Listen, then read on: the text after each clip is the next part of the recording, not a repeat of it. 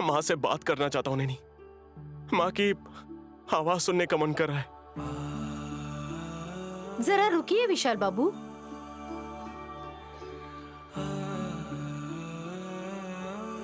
डरो मत तिलोत्तमा। जब मेरा बेटा यहाँ खुश है तो मैं कुछ नहीं करूंगी। अगर तुम्हारी वजह से उसे दुख पहुंचा तो मैं नहीं छोड़ूंगी, समझ गई ना? क्या हुआ दीदी, चुपचाप क्यों खड़ी हो? नैनी, माँ से बात करके ये बात बताओ ना। हाँ माँ जी, विशालाक्षी द्वारा दिया गया कमल का फूल लेकर साहब जी आपका इंतजार कर रहे हैं। इनके 3 सवाल का जवाब आप देंगी तो साहब जी वो भी आपको सुन पाएंगे। तब मुझे आप जो बताएंगी सुनाई नहीं देगा। समझ गई। तुम जाकर मिट्टी का बर्तन लेकर आओ नैनी। लेकर आती हूँ माँ जी। क्या लेकर आना है मुझे बोलो, मैं लेकर आता हूँ।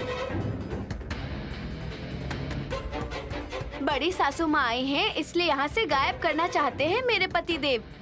ऐसा कुछ नहीं है कि बड़ी माँ ने जो बोला है वो करके इम्प्रेस करना चाहता हूँ।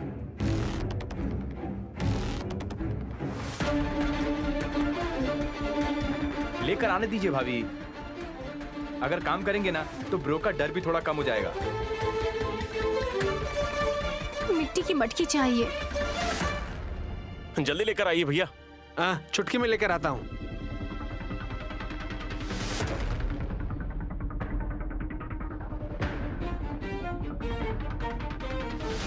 आज मेरे बड़े बेटे का दिमाग कुछ ज्यादा ही काम कर रहा है। आत्मा से बात करते वक्त उस तरंग को रिकॉर्ड करके डिकोड करेंगे तो विशाल जो 3 सवाल पूछने वाला है और गायत्री दीदी जो जवाब देने वाली है हमें सुनाई भी नहीं देगा, तो उसके बाद हम ट्रेस आउट कर सकते हैं। माँ, आप बात करोगे क्या मुझसे? विशाल बाबू, आप कुछ भी बात कीजिए, लेकिन सिर्फ 3 सवाल पूछ सकते हैं। उसके बाद गायत्री माँ की बातें आपको सुनाई नहीं देंगी। ज्यादा खुश होकर बाहर बारिश हो रही है क्या, कल शनिवार है क्या, धूप कितनी है, ऐसे सवाल मत पूछिए जीजा जी। उसका जवाब देने से भी उसके बाद आप बड़ी सासू माँ की बातें सुन ही नहीं पाएंगे। भतीजा बुद्धिमान है, क्या पूछना है कैसे पूछना है उसे पता है बहू। तुम बुद्धिहीन हो सुमन, जल्दबाजी करोगी मुझे पता था।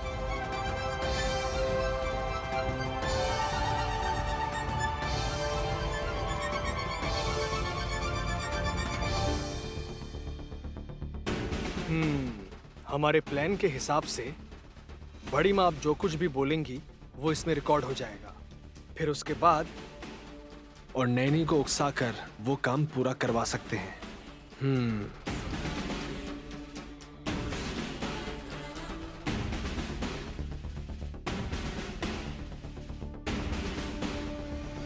साहब जी, आप जब सवाल पूछेंगे तभी माँ जी का जवाब सुन पाएंगे। तो फिर पूछ लेता हूँ। माँ की बात सुनने का मन कर रहा है। 1 मिनट रुको ब्रदर, मटकी लेकर आने तक सब्र नहीं रख सकते क्या?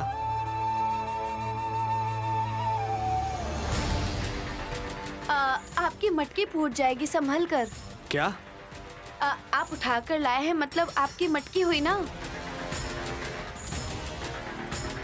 जाओ दीदी, तुम्हारे बेटे के पास जाओ।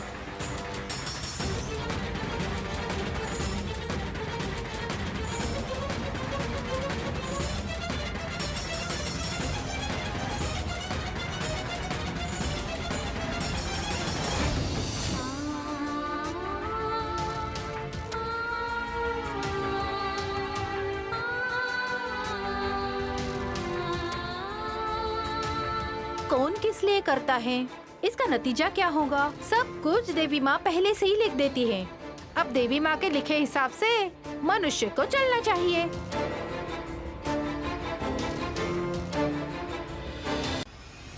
अब ये ज्ञान की बातें किस लिए, लेकिन क्या करना है पहले वो बताइए।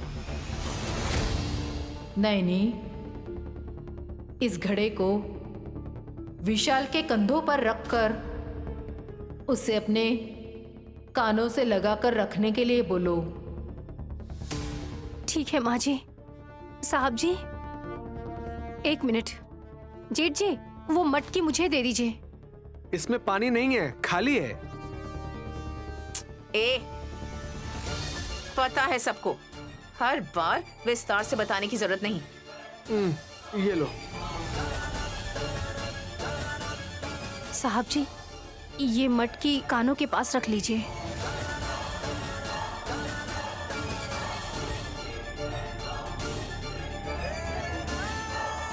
नैनी, कमल पकड़े हुए विशाल बाबू को अपने हाथों को थोड़ा ऊपर उठाने को बोलो। साहब जी, आप हाथ को थोड़ा और उठाकर पकड़िए, माँ जी ने कहा है। ब्रो, बड़ी माँ को फ्लावर देने जैसा आप थोड़ा हाथ रखो ना। हाँ।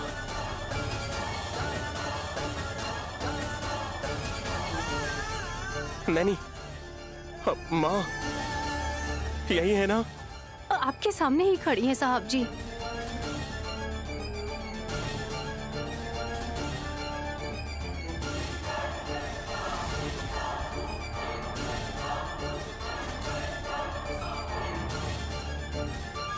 माँ, ए ब्रदर ब्रदर, जल्दबाजी में कोई क्वेश्चन मत पूछना।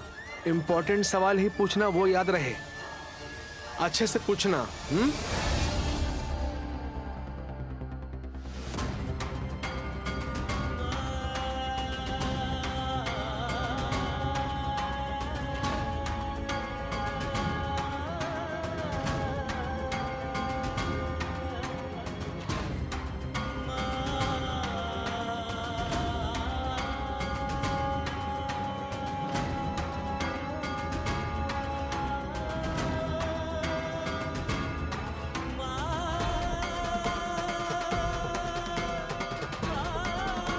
नैनी,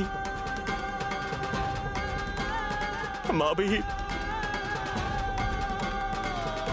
इस कमल के फूल को पकड़ी है ना? हाँ साहब जी।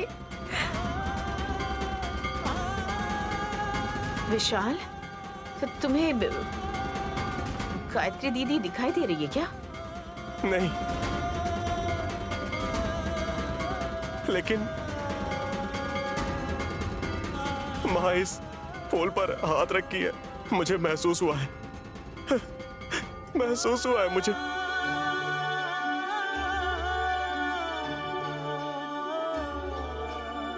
तीन सवाल पूछिए।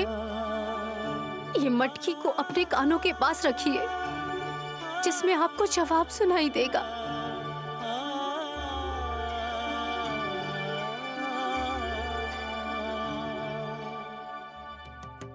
माँ, आप कैसी हो माँ? जरूरी सवाल ना पूछकर कैसी हो ऐसा क्यों पूछ रहे हो विश? जो माँ दूर हो गई उसके सामने आने से बेटा, इसके अलावा और क्या सवाल पूछेगा बुआ?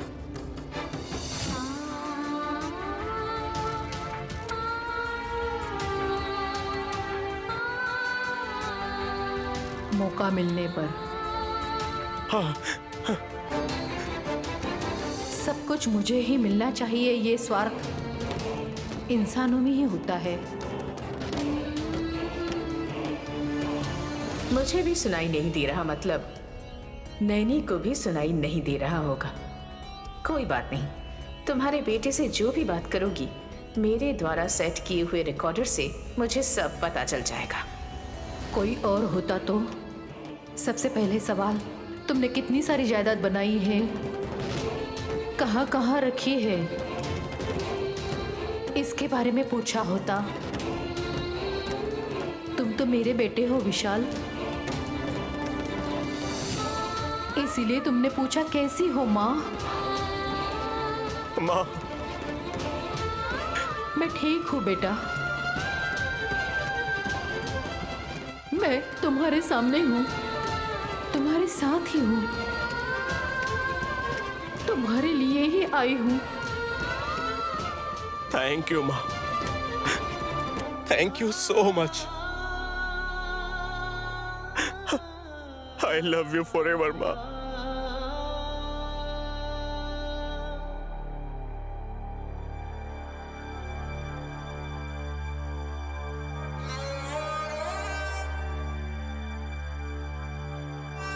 भतीजे की खुशी उसकी आंखों में दिख रही है।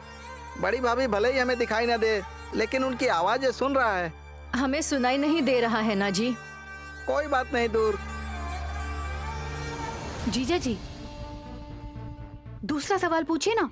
कैसे सवाल पूछ रहे हैं? बहुत अच्छी हूँ बोलकर बाकी माओं की तरह ही जवाब दिया होगा ना। इस बार थोड़ा खास सवाल पूछिए उनसे। मतलब कैसे? सवाल भी बड़ी सासू माँ के हिसाब से पूछना चाहिए ना। माँ और बेटे की मर्जी है बहन, तुम क्यों सलाह दे रही हो? एक्साइटमेंट में अगर मेन सवाल नहीं पूछ पाओगे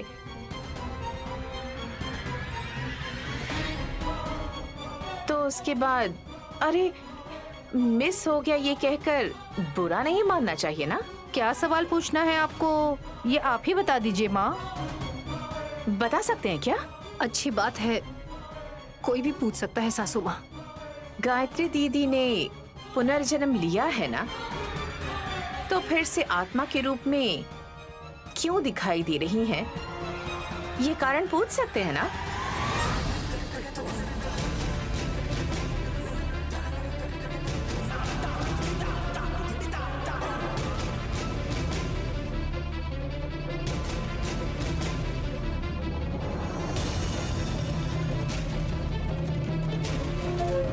तिली लगा दिया क्या कि सोच रही थी? ऐसा सवाल पूछा जाता है क्या? हे, इसमें गलत क्या है फूफा जी? कुछ गलत नहीं है।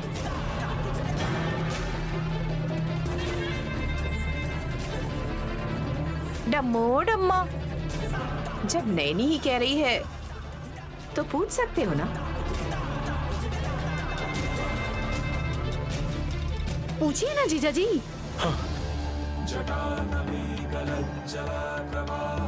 माँ, मैं आपसे कुछ पूछूंगा, आप उसका जो भी जवाब दोगी मैं समझ जाऊंगा माँ। बताइए माँ, आप पुनर्जन्म लेने के बाद भी फिर से आत्मा के रूप में क्यों दिखाई दे रही हो माँ?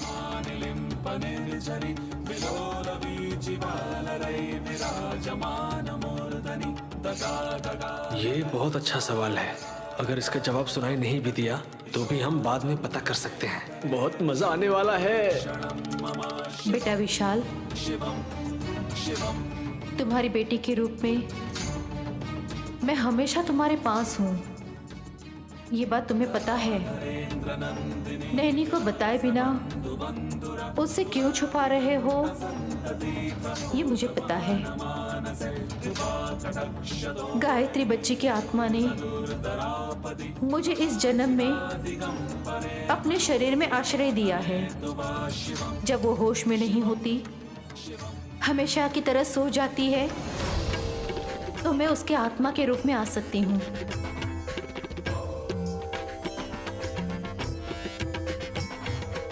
नैनी के आवेश का,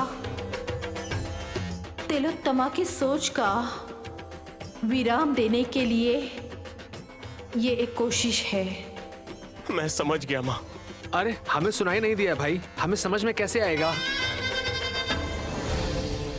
रीजन क्या है ब्रो? समय हो रहा है, तीसरा सवाल पूछिए। डमका दीदी, माँ जी अदृश्य हो जाएंगी क्या? कमल के फूल की महिमा खत्म होने वाली है नैनी।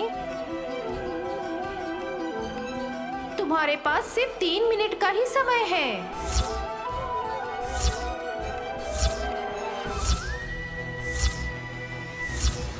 ये बात पहले ही बतानी चाहिए थी। जल्दी पूछो ना विश। माँ ठीक हो क्या पूछ लिया? हाँ, अभी कुछ भी पूछने से मुझे कोई भी और खुशी नहीं होगी बुआ। गायत्री दीदी पुनर्जन्म लेकर छोटी बच्ची के रूप में अभी कहाँ है ये पूछो ना विशाल।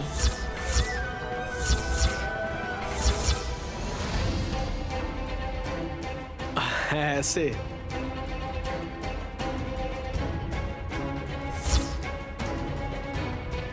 हाँ साहब जी, इस सवाल का जवाब पूछिए ना। नहीं हाँ साहब जी, मैं पूछना चाहती हूँ ये सवाल, मेरे लिए पूछिए साहब जी।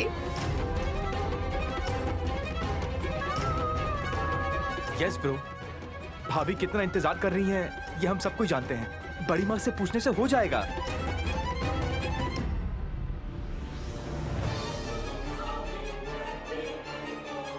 गली और रोड पर ढूंढना कम हो जाएगा। अरे पूछो ना ब्रदर।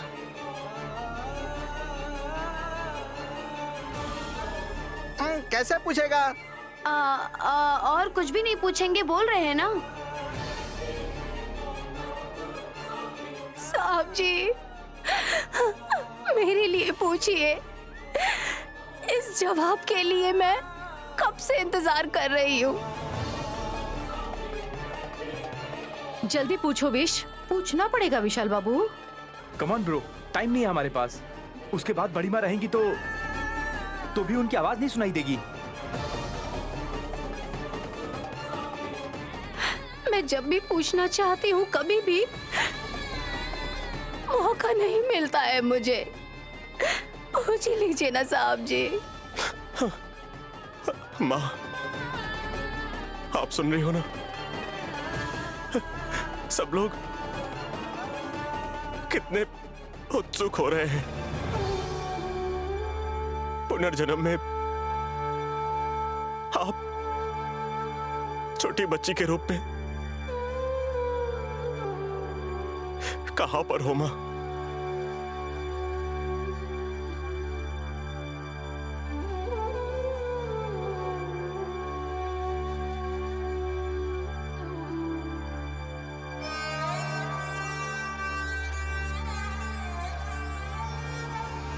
हमें सुनाई तो नहीं देगा, लेकिन यही सबसे खास जवाब होगा। उसके बाद गायत्री दीदी छोटी बच्ची के रूप में हमारे हाथ लग जाएगी। तुम्हारी बेटी के रूप में तुम्हारे पास ही तुमसे तुम्हारा प्यार पा रही हूँ बेटा। गायत्री बच्चे के रूप में पापा कहकर तुम्हें बुलाने का दिन जल्दी ही आ जाएगा। और हर एक दिन तुम मेरी बातें सुन सकते हो। यहां सभी मैं कहाँ हूं सवाल पूछेंगे। तुम इसका जवाब क्या दोगे सोच लेना।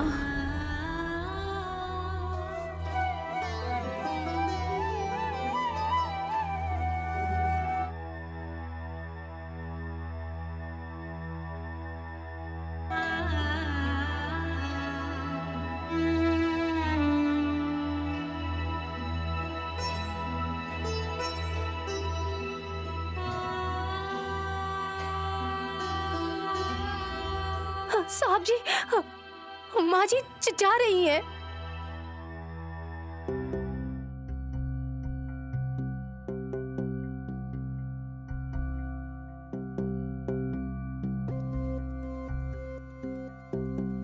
जवाब मिला क्या विशाल?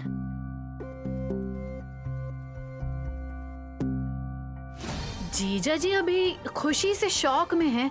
जब तक इससे बाहर नहीं निकलेंगे तब तक हमें जवाब नहीं मिलेगा। ब्रदर वो मटके मुझे दे दो। इमोशनल होकर कहीं तुमने गिरा दिया तो। संभाल कर रखना वल्लभ। हाँ ठीक है मम्मी। ब्रदर दे दो दे दो।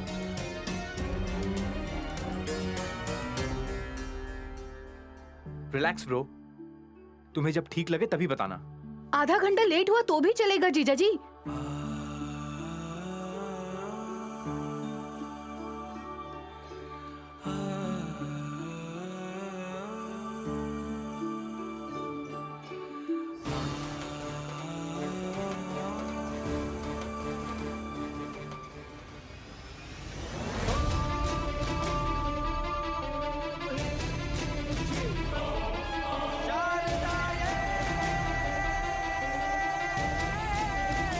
ए वल्लभ, तुम्हें आइडिया तो है ना? मम्मी, मैं मैकेनिकल इंजीनियर बनना चाहता था, लेकिन इंटर के बाद मुझे पढ़ने की इच्छा नहीं थी। पहले वॉइस रिकॉर्ड हुई है या नहीं ये बताओ। जरूर हुआ होगा मम्मी। आत्माओं के साउंड ये कैच करता है। डिकोड करने के बाद हमें वो वॉइस बिल्कुल क्लियरली सुनाई देगी, ऐसे कॉन्फिडेंटली बोला था उस डेविड अंकल ने।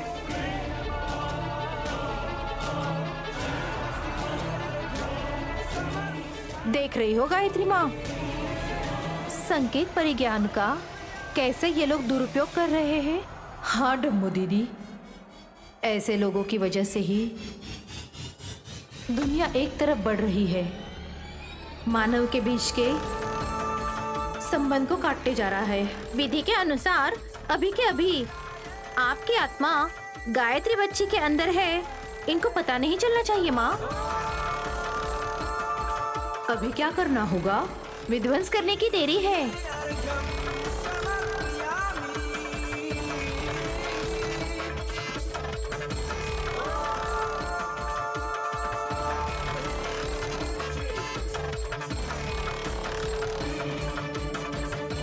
मम्मी, मौका मिलने पर सब कुछ मुझे ही मिलना चाहिए। स्वार्थ इंसानों में होता है, और कोई भी होता तो पहला सवाल ही कितनी जायदाद रखी हो, कहाँ कहाँ रखी हो, उसके बारे में पूछता। भाभी, बड़ी भाभी की आवाज लग रही है ना? उन्हीं की है। आत्मा की आवाज तुमको कैसे सुनाई दे रही है भतीजा?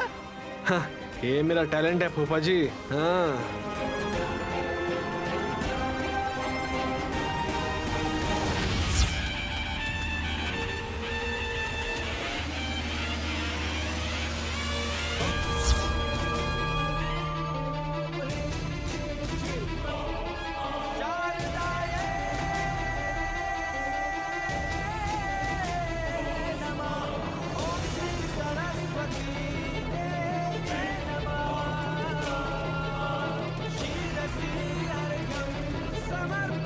मम्मी, विशाल ने दूसरा सवाल पूछा है, उसका जवाब अभी हम सुन सकते हैं।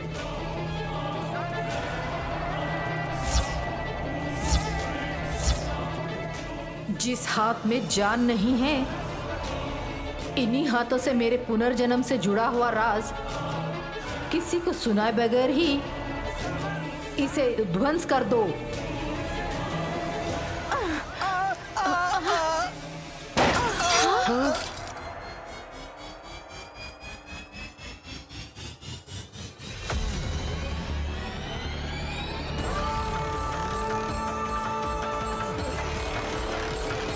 अरे, आपने तोड़ क्यों दिया? ऐसा क्यों किया आपने?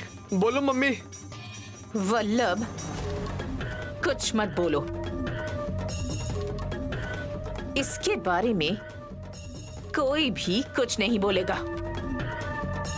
कुछ टूटने का साउंड सुनाई दिया था। क्या था ब्रो, क्या हो गया? ये मटका टूट गया।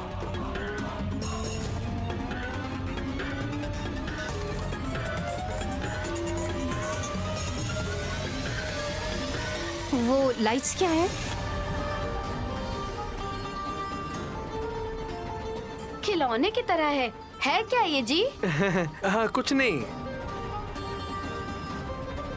कुछ नहीं है क्यों बोल रहे हो? जब कुछ नहीं बोल रही है तो तुम इंटरेस्ट क्यों ले रही हो? इतने नाराज क्यों हो रहे हैं जी? बड़ा भतीजा कोई प्रयोग कर रहा था, वो उसमें फेल हो गया।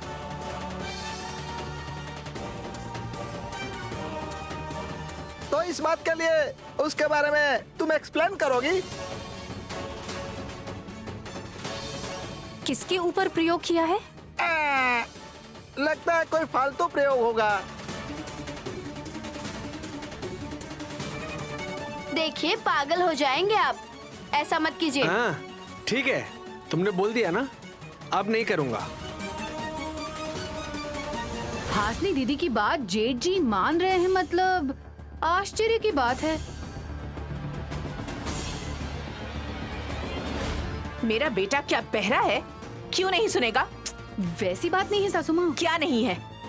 वो दिमाग इस्तेमाल करके कोई समझदारी वाला काम कर रहा है, तो तुम लोग इसे डिस्करेज क्यों कर रहे हो?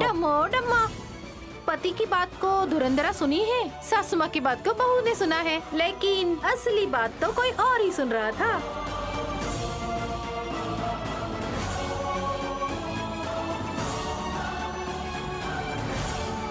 डम्मू दीदी, कौन सी असली बात है?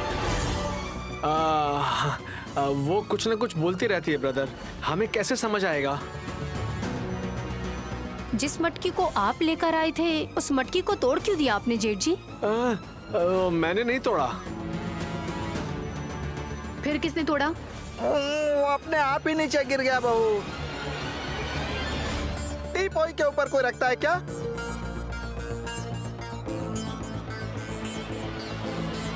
नीचे रखना चाहिए था, नहीं तो सासू माँ के सर के ऊपर रखना चाहिए था। थोड़ी देर बाहर तो उठाती।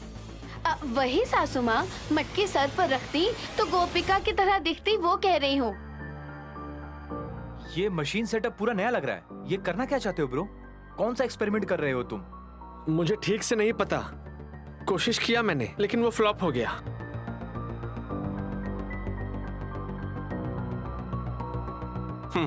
डोंट वरी भैया, अगली बार सक्सेसफुल हो जाओगे। फिर तो बड़ी भाभी को आना होगा ना? माँ जी का जेठ जी के किए गए प्रयोग का क्या संबंध है बुआ जी? उसका इसका कोई लिंक नहीं है बहू। श्रावण शुक्रवार बहुत अच्छा दिन है। बड़ी भाभी आई थी ना, दोबारा उनकी आत्मा आ जाएगी तो फिर से अच्छा दिन हो जाएगा।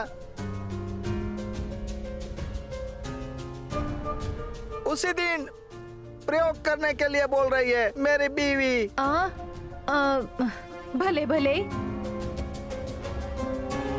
सब लोग एक ही बात को किसी एक को पता है, दूसरे से छुपाकर सबसे छुपाने की परिस्थिति को उत्पन्न करने की कोशिश कर रहे हैं।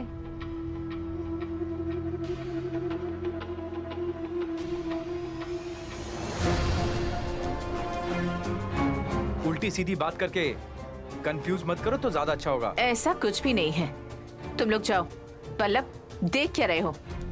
टुकड़ों को उठाओ। ए हासनी, उठा दो। आप लोग इसे तोड़कर मुझे काम क्यों दे रहे हैं? डब्बू दीदी चलिए। तुम क्या देख रही हो? अंदर चलो। आप कुछ बोलने क्यों नहीं दे रहे हैं जी? तुम्हारा मुंह ना खुले, बेमतलब की बात करती रहती हो। चलो अंदर आओ। चलो आ जाओ। तुम भी जाओ।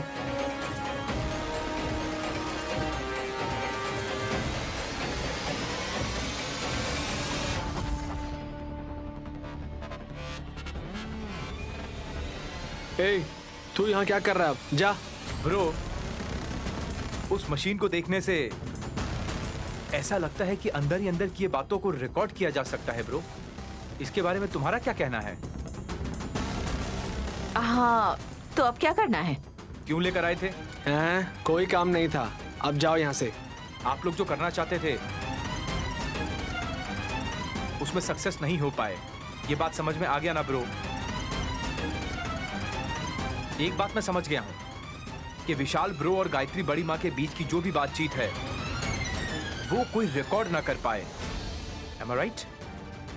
बहुत बोल लिया, अब जाओ। अब तू जा यहाँ से।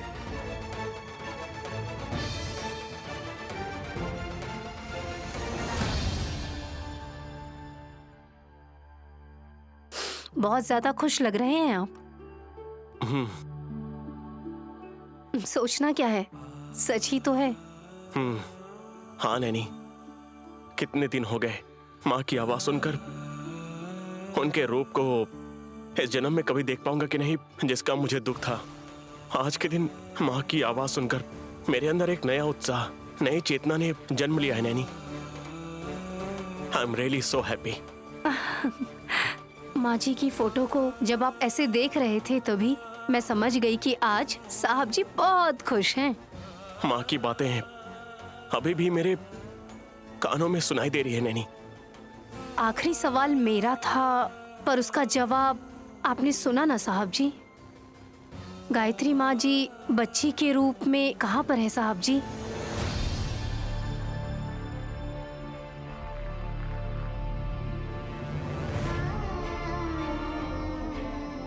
हाँ, वो सवाल पूछा था मैंने, अब लेकिन माँ के जवाब देने से भी मैं ठीक से सुन नहीं पाया।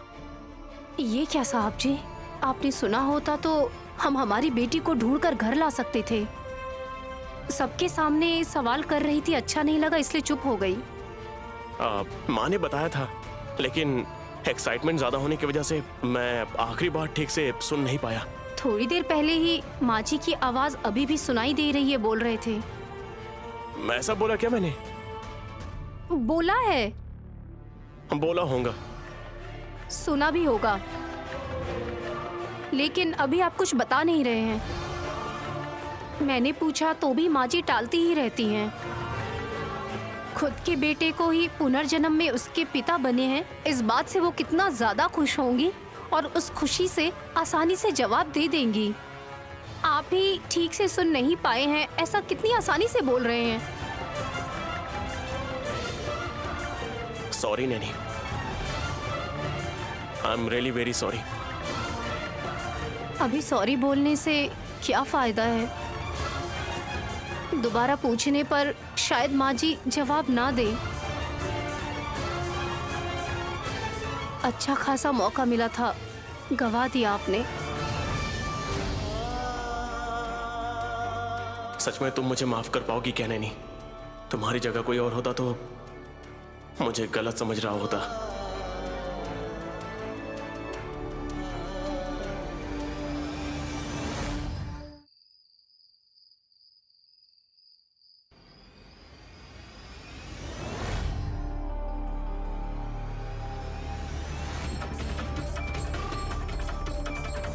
मम्मी, औरतों के पैरों में पायल सुंदर लगती है, हाथों में चूड़ियां सुंदर लगती है, चेहरे पर बिंदी सुंदर लगती है, लेकिन तुम्हें ये ग्लव्स पहनना सुंदर लगता है। हर दिन पहनकर मुझे बहुत अजीब लगता है। और तुम कह रहे हो कि इसमें ब्यूटी है? जिस आधे हाथ में जान नहीं है उससे तुमने एक मटकी तोड़ दिया। जरा सोचो इसमें कितनी जान है मम्मी। मंद बुद्धि हो इसीलिए खुश हो रहे हो। जो काम सोचा था वो पूरा नहीं हुआ, इस बात का तुम्हें बिल्कुल भी दुख नहीं है क्या? मम्मी, बड़ी माँ की आत्मा आकर तुम्हारे हाथ को उठाकर उसी हाथ से मटके को तोड़ने की कोशिश की।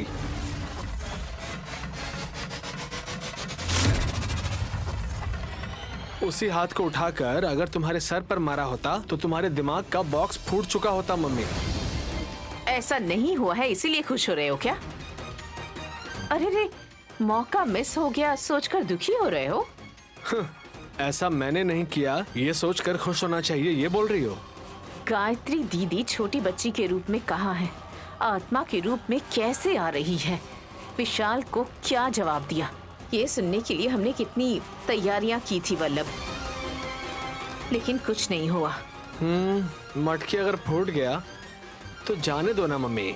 तुम्हारे इतने पास आकर तुम्हारा हाथ पकड़ने के बाद भी बड़ी माँ तुम्हें कुछ कर नहीं पाई, इसका मतलब अरे तुम उनकी सौतन हो, यही सोचकर उन्होंने दया की। ए बेवकूफ, गायत्री दीदी अगर आत्मा के रूप में भी आए तब भी मुझे आसानी से कुचल सकती है, लेकिन जान नहीं निकाल पाएगी। मेरी बलि लेने वाला सिर्फ उसका छोटी बच्ची का रूप हो सकता है। बच्चे के रूप में कहाँ है पता नहीं, ये तो कोई नहीं जानता। अभी तो वो नहीं आएंगी, फिर टेंशन क्यों ले रही हो मम्मी? नहीं आएगी नहीं है सोचकर रिलैक्स नहीं रह सकते हम। कहाँ है ये जानना ही होगा।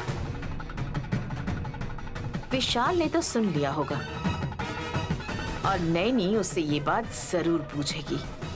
उसकी माँ उससे बात करने वाली है। उस आवाज सुनने के एक्साइटमेंट में आखिर में वो क्या बोली ये पता नहीं मम्मी। जोक। सीरियसली मम्मी, सगी माँ के प्रति इतना प्यार तो होगा ही ना, जैसे मैं तुम्हें देखकर प्यार करता हूँ मम्मी। मतलब क्या है? मैं राक्षस की तरह बर्ताव कर रही हूँ क्या? हो सकता है और नहीं भी, लेकिन माँ स्वस्थ रहनी चाहिए, जिंदा रहनी चाहिए, यही दुआ मांगता हूँ मम्मी। तुम्हारे लिए जो करने बोलोगी वो करूँगा। करोगे क्या? करूँगा। तुम्हारे बैंड छी छी छी छी, तुम्हारे हाथों की कसम खाता हूँ मम्मी। गुड। अगली बार गायत्री दीदी दिखाई दिए तब बताऊंगी। अरे क्या बताओगी? मेरे बदले मेरे बेटे को खत्म करने के लिए कहूंगी।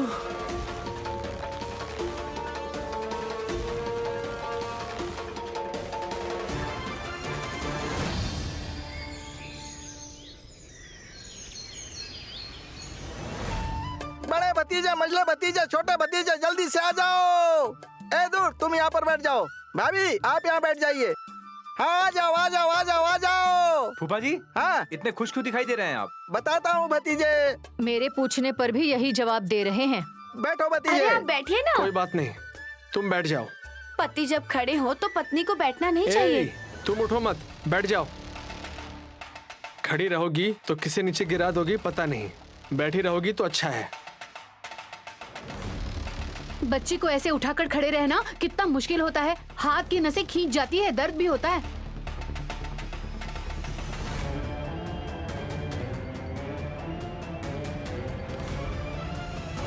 इसलिए भैया, औरतों को रिस्पेक्ट देनी चाहिए। उनके लिए जगह पर पहले ही उन्हें आराम से बिठा देना चाहिए। शो ऑफ करके पुंडरीनाथ को भाभी को देकर हाथ पीछे कर लिया।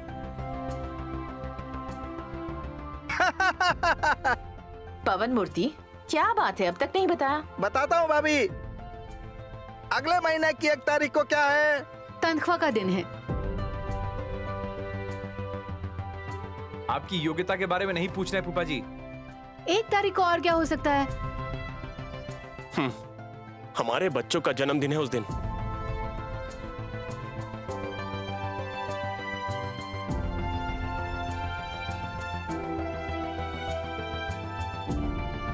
अभी से ही कैसे सेलिब्रेट करना है उसका प्लान बना रहे हैं फूफा जी। बच्चों को तैयार तो कर सकते हैं, लेकिन खर्च कौन उठाएगा? और कौन? हम ही। हम मतलब कौन? नैनी।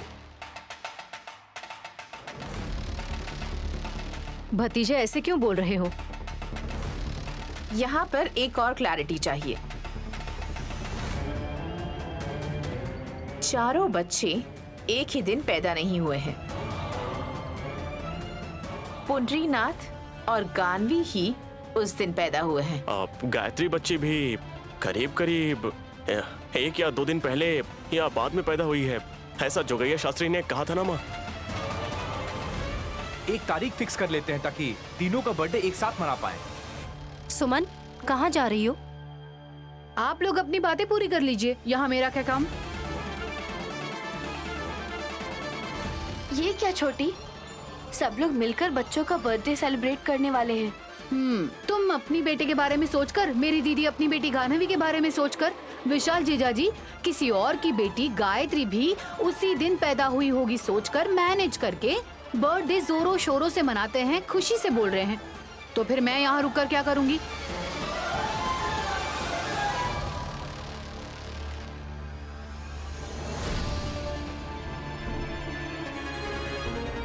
तो फिर जाओ।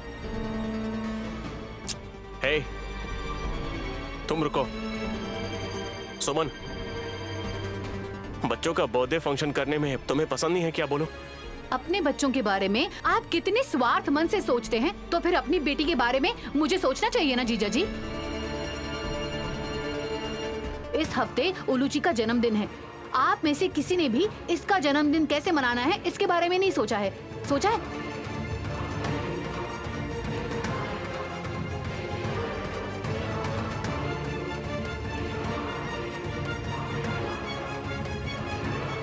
अरे, उलूची का बर्थडे इसी हफ्ते में है क्या?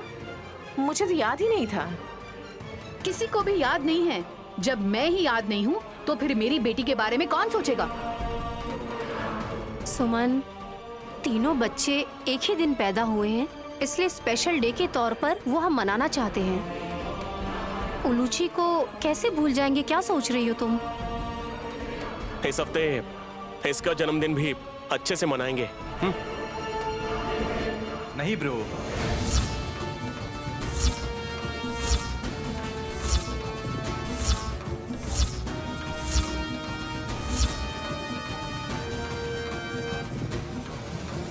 क्या हुआ?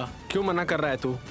सुमन जैसे उलूची के लिए तड़प रही है ना, बड़े टीके वाली माँ अगर आएंगी तो वो भी ऐसे ही तड़पेंगी, कुछ गड़बड़ हो जाएगा।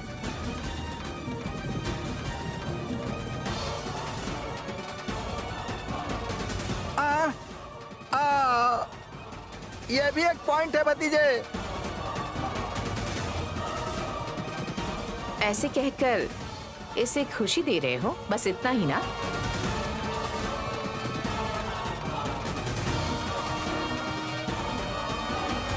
चाहिए तो खर्च मैं करूंगी। उलूची का जन्मदिन जोरों शोरों से मनाएंगे।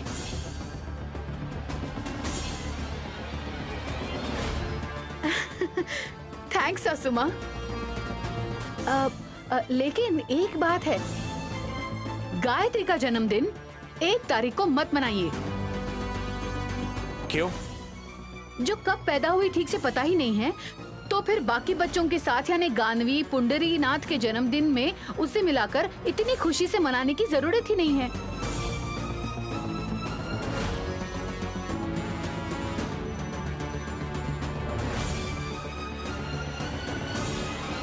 ये क्या मांग रही हो छोटी?